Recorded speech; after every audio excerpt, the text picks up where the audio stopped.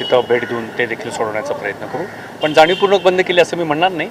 वस्तुस्थितीनिहाय त्याची तपासणी करण्यात येईल एवढं मी सांगतो. भांडूपच्या पण एका शाळेचा प्रश्न आहे सर. भांडूपच्या गणेशोत्सव आहे, गणेशोत्सवाच्या पार्श्वभूमीवरती पालिकेची कशी तयारी असणार, कारण की मोठ्या प्रमाणात मंडळ आहेत, मंडळांना परवानगी देणं असेल. आणि यालाच एक जोडून सर प्रश्न आहे, दंड जो खड्ड्यांना आकारला जातो त्यावरून थोडीशी नाराजी आहे. आता जी काही महापालिका गणेशोत्सवासाठी तयारी करते ती तयारी पूर्णपणे केलेली आहे. मुख्यतः प्रश्न होता तो POPचा.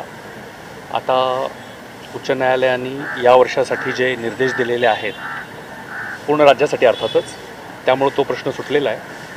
सर्व 6 फुटाच्या पेक्षा कमी, 6 फूट आणि त्याच्यापेक्षा कमीच्या सगळ्या ज्या काही श्रीच्या मूर्ती असतील ह्या आपल्याला कृत्रिम तलावामध्येच त्याचं विसर्जन करायचं. मग ते नैसर्गिक असतील किंवा POPच्या असतील, त्याला काही दुसरा आपल्याला आता पर्याय देण्याची किंवा तशी मागणी पण राहिलेली नाही आहे. मोठ्या ज्या मूर्त्या आहेत त्या अर्थातच आपल्या ज्या नैसर्गिक विसर्जनाची ठिकाणं आहेत त्या ठिकाणी त्या केल्या जातील.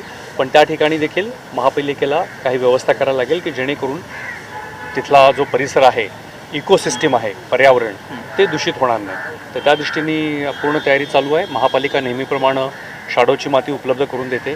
किती जवळपास 800 टन माती आत्तापर्यंत उपलब्ध करून दिलेली आहे. जे गणेशोत्सवाची मंडळं परवानगीसाठी येतील त्यांना ऑनलाईन आणि त्याच पद्धतीने ऑफिसमधून देखील परवाना देण्याची व्यवस्था करण्यात आलेली आहे.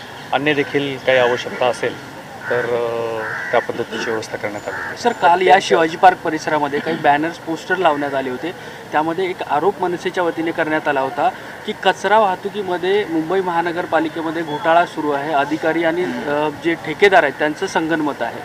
नाही, ठीक आहे, त्याच्यावरती आम्ही योग्य ते तपासून उत्तर देऊ. कबूतरखान्याच्या बाबतीत प्रश्न आहे. कबूतरखान्यांसंदर्भात कबूतरखाने आपल्याला बंद करावे लागतील, त्याला दुसरा काही पर्याय नाही. पण ते कारण वारंवार सिद्ध झालेलं आहे की ते आजूबाजूच्या नागरिकांना घातक आहेत. आम्ही बंद करायचा प्रयत्न करतो आहे. पण एक गोष्ट या ठिकाणी आहे की अशा ज्या गोष्टी आहेत ह्या केवळ नियम करून किंवा त्याची कठोर अंमलबजावणी करून हे प्रश्न सुटणार नाहीत. ज्या नागरिकांच्या आरोग्याला धोका होतो आहे किंवा ज्यांच्यामुळं होतो आहे त्यांनी देखील याच्यामध्ये सहकार्य करणं, तो प्रश्न समजून घेणं आवश्यक आहे. केवळ 2 दिवस बंद केलं तर आमची काही संपूर्ण यंत्रणा की त्याच्यामध्ये आपण सातत्यानं लावू शकत नाही. कारण हा शेवटी आपल्या नागरी जबाबदारींचा आणि जाणीवांचा देखील भाग आहे.